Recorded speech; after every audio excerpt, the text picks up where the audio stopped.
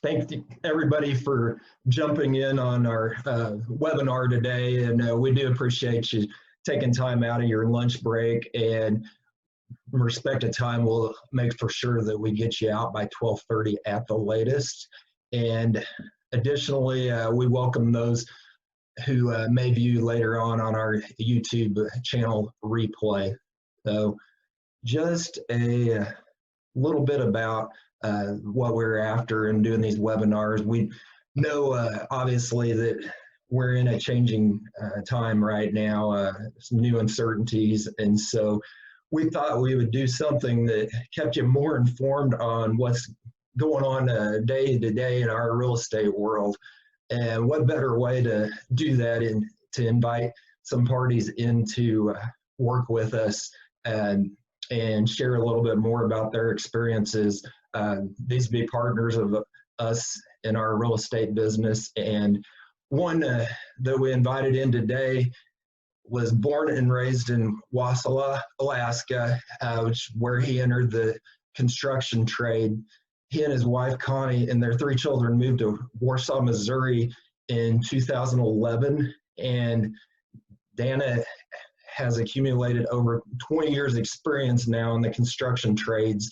And he's using this opportunity to having now owned a whole home inspection business in which he purchased in 2016. That company is Snedden Inspection Services. So today we'll be hearing from Dana Borglum and getting some feedback on his business. As far as the game plan goes, I've got myself and my dad, Dave, in here today, and we're going to cover a couple areas. One, giving you a feel of how our formal education experiences can make a difference here in the real estate industry.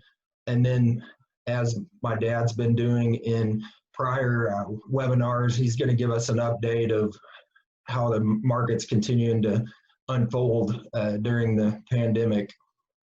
We'll then move over to Dana, who is going to jump in on kind of the basics of a home inspection, and then he's also going to cover the protection that a buyer and even a seller can gain from it. So then we'll finish out with the last portion, which will be a question and answer opportunity that'll be about the last 15 minutes. And during that time, I will unmute everybody. But if you have a question along the way or you're uncomfortable with voicing it to the full audience, go up to the chat room. If you choose myself, and with it, you can privately send the question to me and we'll make sure and get that answered. The other area, if we have a question that we're unable to fully answer today and we do need to get back with you, we'll also use that same chat area to get those details. And secondly, if we hit a question in which it looks like it's going to take an extended period, in the appreciation of time, we'll make sure and get your details and we can answer that as a sidelight. So without any further ado, I'm going to jump over to my dad, Dave, and let him share some details about real estate today. Thank you, Ryan. Today I would like to speak a little about some of the characteristics that a seller or buyer of real estate should consider when employing a real estate professional. One factor should be what formal education and training the team or agent has completed. A slide that I think Ryan either has now on display or he will be showing shows that less than 20% of realtors hold either advanced college degrees or work beyond a bachelor's degree.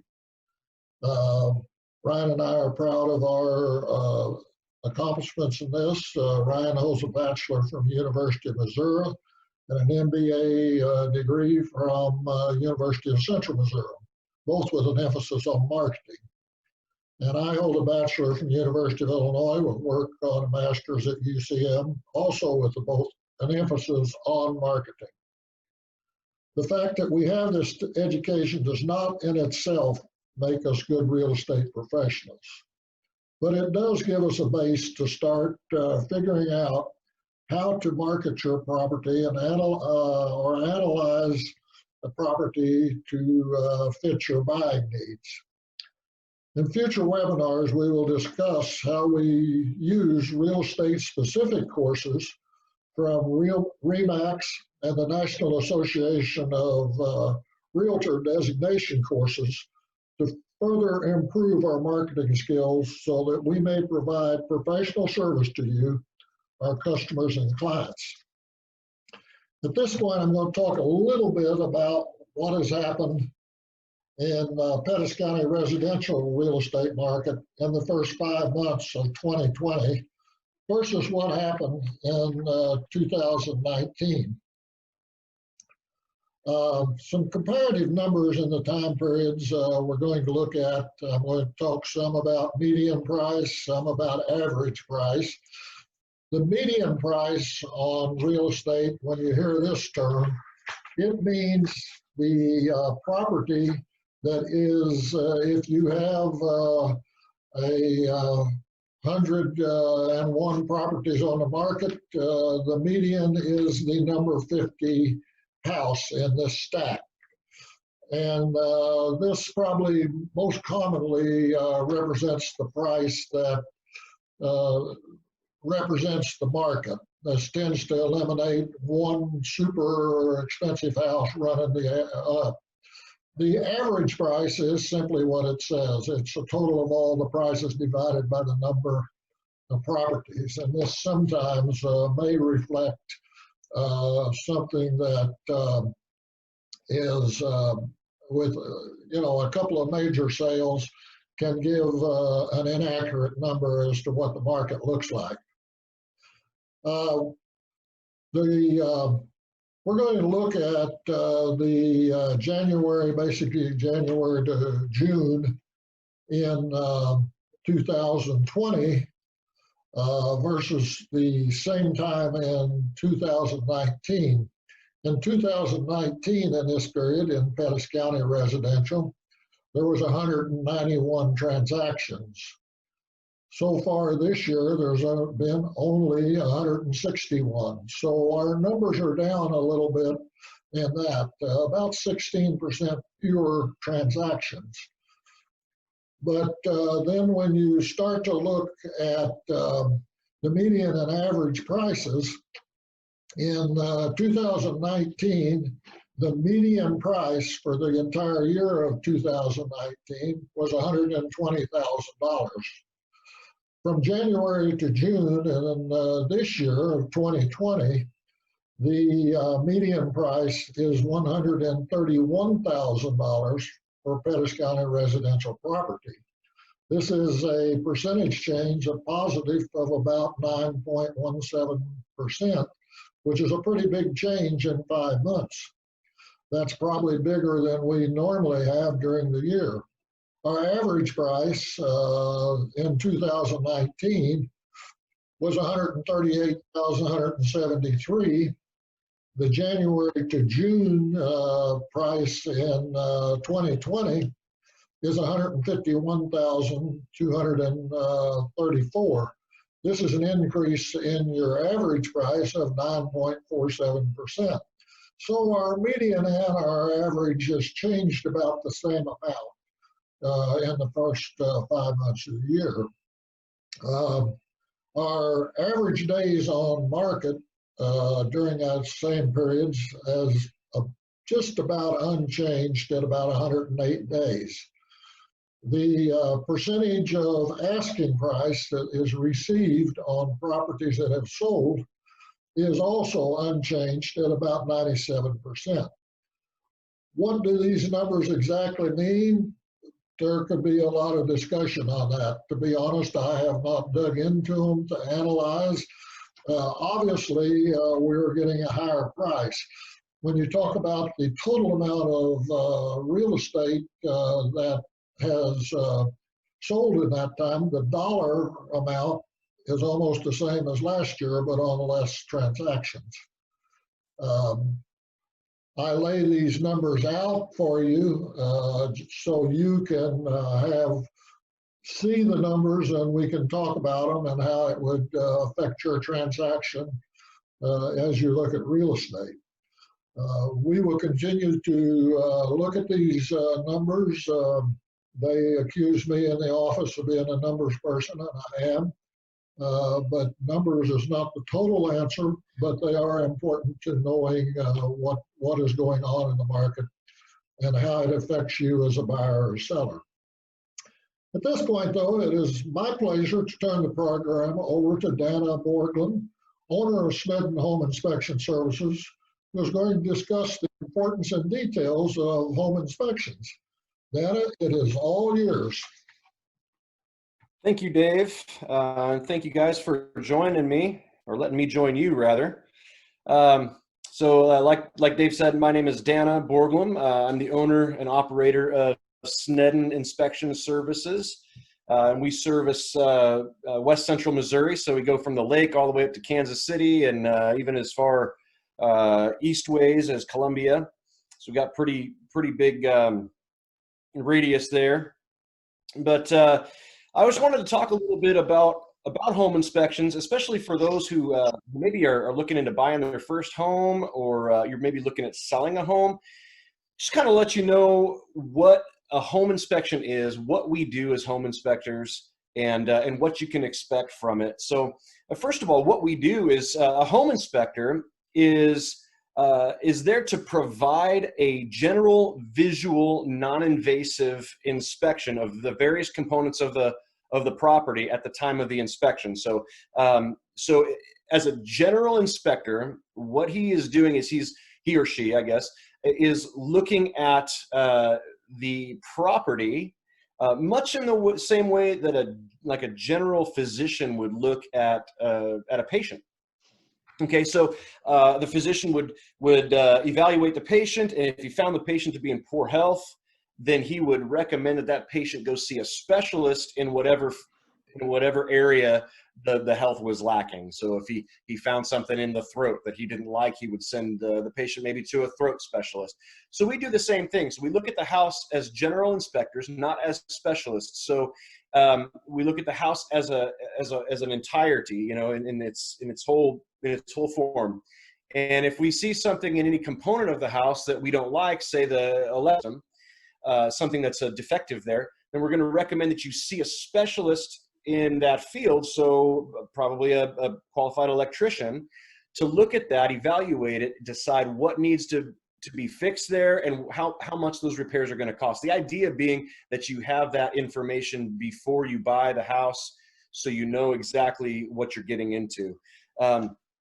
So like I said, it's general, it's visual, and it's non-invasive. Those two are pretty related. So as a visual inspection, we are looking at those things which are visually accessible. So we can't see what's behind the walls. We can't see, you know, what's under the ground or under the floor, up in the ceiling sometimes.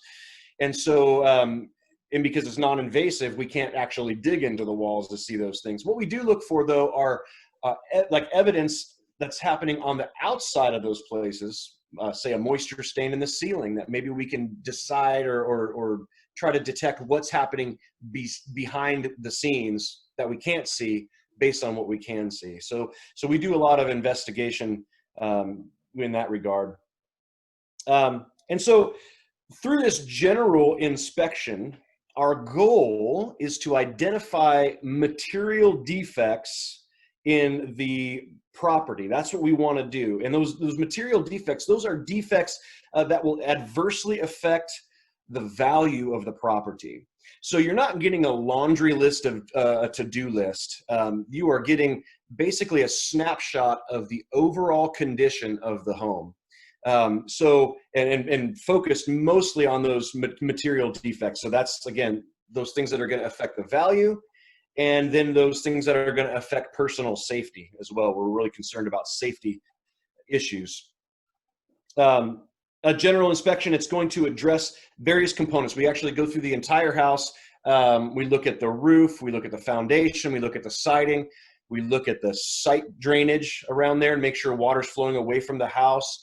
we go through your electrical system, your plumbing system, your HVAC system. We actually go through windows and doors and things like that as well. So it's a very thorough, comprehensive inspection. So that's what we do. So, and I think partially that answers the next question, which is why should you even get a home inspection in the first place? So the first thing is information. You know, the very first function of a home inspection report is to inform the client of the condition of the home. So we want you to know basically we want you to know what you're getting into, what you're buying. Or in some cases, we want you to know what you're selling. Some people have been in a house for a long time. They don't even know what they've got. So, and we do some pre-sale inspections as well. Somebody's selling a home. They want to know, hey, what are we looking at maybe getting into if a home inspector comes in here? So they'll hire us to come and do that inspection pre-sale. So as such, there's going to be items, because we want you to know the entire condition, there's going to be items in the inspection report that are simply a function of the building's age, and maybe not a major concern for you, but we just want you to know about it too. So, you know, some of it's just maintenance issues. Not every item on an inspection report is going to be something to fly around the room over, you know. But so that's information is the first one. The next one is a negotiation tool. It's good to have. There may be some defects that are illuminated in the report that can be used in negotiations with the seller. Your real estate agent is the one to talk to about that. You're going to have the report. You're going to get with your agent, and the two of you, you're going to come to an agreement on what you should approach the seller with, and use that report as a negotiation tool for certain things. Obviously, not everything in an inspection report is going to be, you know, something to make a big deal about, but that's what you and your agent will talk about. And the last thing too is that peace of mind. You know, getting a home inspection just helps you to rest easy. I know buying a home can be really stressful. I've done it a few times, and you know, home inspectors can't eliminate your risk, but we really seek to minimize it. You know, so as you're buying your home, you know, we want you to be able to have the report and go, okay, this is the condition of the home. You know, sometimes something that's known is, you know, is really, it can alleviate some stress. You know, even though you see that because there's always going to be some defects in the house. You see that there's some defects there, but just having it known, it can really let you rest easy. So, so we've been talking about whole home inspections. But there are other inspections too that you may want to consider besides just getting a general home inspection. And one of them, I think, in fact, I hardly ever do an inspection without this, and that is a termite inspection. First of all, there are several lenders that will require that, so you would have to get it. And at least with Snedden inspections, you're able to get that all in one place. We can do them both at the same time. So it's actually a wood destroying insect inspection. And it is required by some, like I said, by some lenders. And I just think it's a really good add-on to a home inspection. You know, those termites, they're destructive little boogers, and it's nice to know if they're there. And so we'll look for live infestations. We'll look for previous damage, you know, older damage, and we'll just try to evaluate and try to determine whether or not there's actually a live termite presence there in the home. The next one is one that it's starting to catch on. People are starting to get this a little more, but and in other places it's actually required in some places in the country. But that's a radon test. Radon is a radioactive, odorless, and invisible gas, and it's everywhere. It's in the air that you breathe, but it can get trapped inside a home, and you don't know it's there unless you test for it. I pulled all of my tests from 2018. I haven't done 2019 yet, but in 2018, my area-wide, I had about 30 to 40% that came back high. So that's not as high as some other places in the country, but it's definitely not insignificant either. And since you don't know it's there unless you test for it, I think it's a good idea for every home to get one personally. And then the other thing that we do is we do mold testing as well. Now that's not something that every house is going to need, But certainly if you're ultra sensitive to molds or allergies or things like that, you're going to want to maybe take at least consider that. Or if you know the house has had water issues or things like that in the past, then that might be something that you would want to consider, is doing a mold test. And we'd take an air quality sample, and we would actually break down the species of mold that are there in the house, and what the levels are there as well, the mold spores. So, that takes us to this. So how do you get ready for a home inspection? How do you prepare for it? First I'll talk to sellers. So sellers, as you're putting your house on the market, you are getting ready to have buyers come, and they're going to get home inspections. Most of these deals end up with home inspections.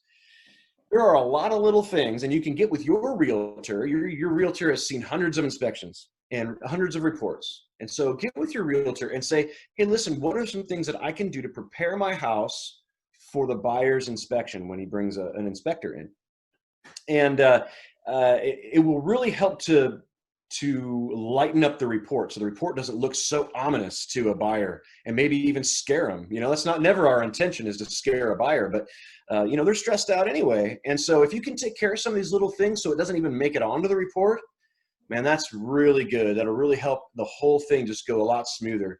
And some of the things to do with that are cover up junction boxes. A lot of little electrical things really scare people, even though they may be super easy to fix. So fix them ahead of time. And like I said, you can going through and talking to your realtor about those things is really a good plan, because your realtor knows all of those things.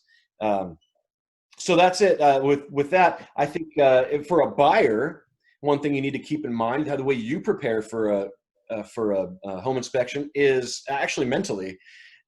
I want you to know that you have to keep in mind that there's usually nothing found in a home inspection that's not fixable. So go into it knowing that hey, so you've got these defects in there, they're fixable. Okay, you guys have to decide whether or not you want to get into it, but it's fixable. So really just preparing your mind to know that you are going to have defects found in an inspection report. That's what you're paying me to do, is to find stuff. And I'm going to find stuff. I've never seen a perfect house. I've inspected brand new, never been lived in before homes, never found a perfect house, even a brand new one. So just go into it knowing, hey, there's going to be things in this report. Relax. They're fixable. This is what you got an inspection for, is to know these things, and your realtor is going to be an awesome resource in figuring out where to go from here. And of course, after you get my report, I'm always available as well. So that's basically it. That's really what I wanted to talk to you guys about. Really, to conclude, a thorough home inspection, it is a valuable tool for you as a buyer and as a seller. It's going to provide you with a snapshot of the condition of the home as a whole. A thorough home inspection, it's going to protect your investment by identifying the material defects that may be costly to repair. And a thorough home inspection, it protects you and your family by identifying those defects that may put your safety at risk. And so I think all in all, getting a whole home inspection is a good idea for any real estate purchase. And that's it. I think at this point, we can open it up for some Q&A. I'm going to go ahead and unmute. Maybe. I probably just covered it so thoroughly. Yeah, I know. Let's just leave it. If anybody out there does have a specific question, I will let them unmute themselves. As far as current market or what Dan has covered. Dan, I have a question that I think somebody might have, and I realize the answer to this can vary, so if you give a range, but about what does a home inspection cost, and maybe on some of the specials like the radon and the mold, how much of an add-on or they generally on this? Yeah, so that's a good question. So our home inspections, they start at, and I kind of package things together. So, if you put a home and termite together, it's going to be less than if you did them separately. So like a home and termite is basically our standard package, and that starts at $389. And that gets you both reports, and it covers, generally speaking, a home up to about 2,800 square feet, generally speaking. And so if it's a super old home, and maybe a little bit more, or if it's got an extra kitchen or an extra HVAC system, it may be a little bit more, but it starts there at 389. Your radon is typically within most of my radius of my range that I go. So basically your Warrensburg, Sedalia, Warsaw, that kind of Clinton, draw a circle around there. Your radon is going to be 125. So, and because it takes 2 trips, I have to go and set it up, and then I have to return 48 to 72 hours later and retrieve it. Yeah. So, and those are the big ones right there. Mold is definitely something I would have to bid. Yeah. Okay. Well, I just thought that might be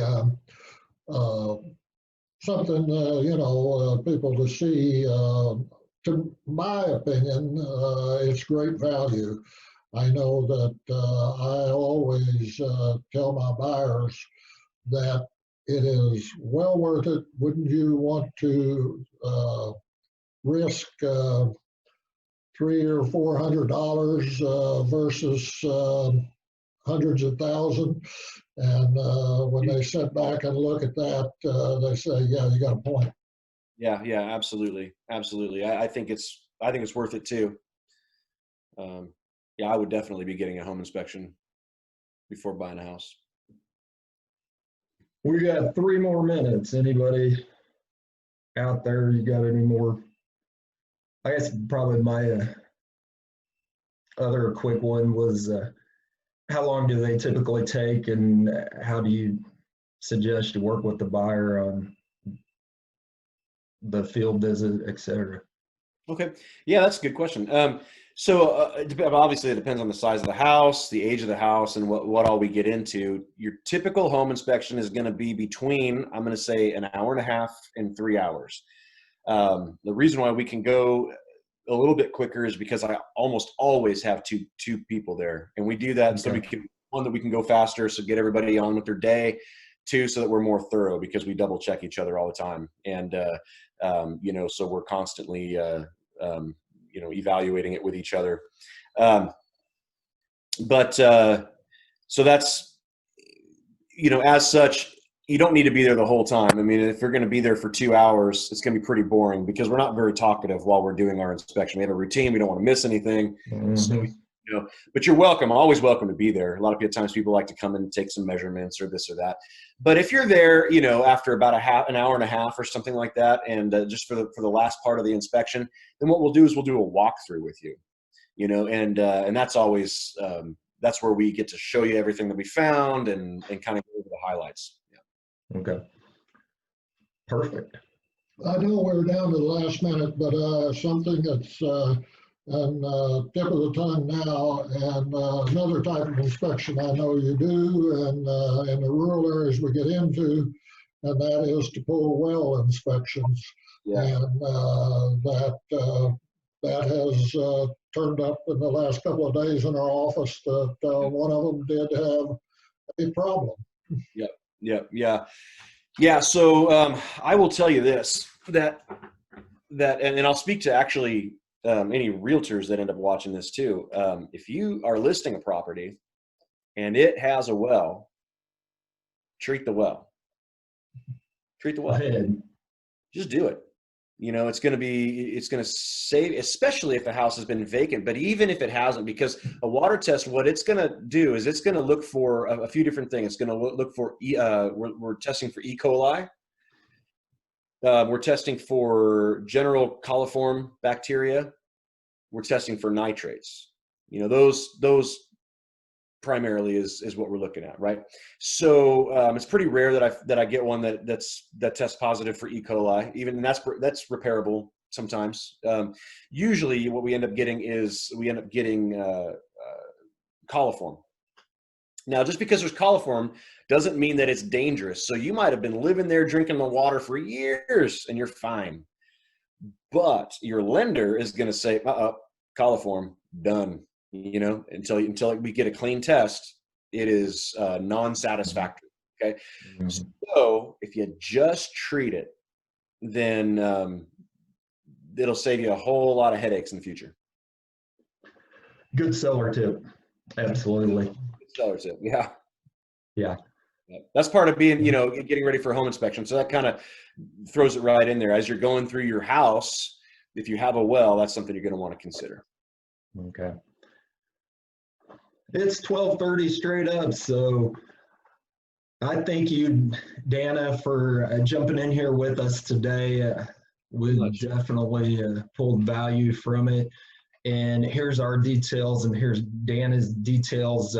Should you have any questions, then also as a reminder, we're going to be sharing these on our YouTube channel. So if you go in there, search David and Ryan at Remax Sedalia, subscribe to it. I think it'll give you alerts anytime a video drops. And here's a bit on our upcoming, continuing this every 2 weeks, or every other Thursday, and high noon. We'll be trying something a little bit different this next time. Brandon Grable Exterior Maintenance Services, also a past classmate of mine at Smith Cotton. He's going to be live from his high equipped truck and going to show it off and discuss some on the importance of exterior maintenance. And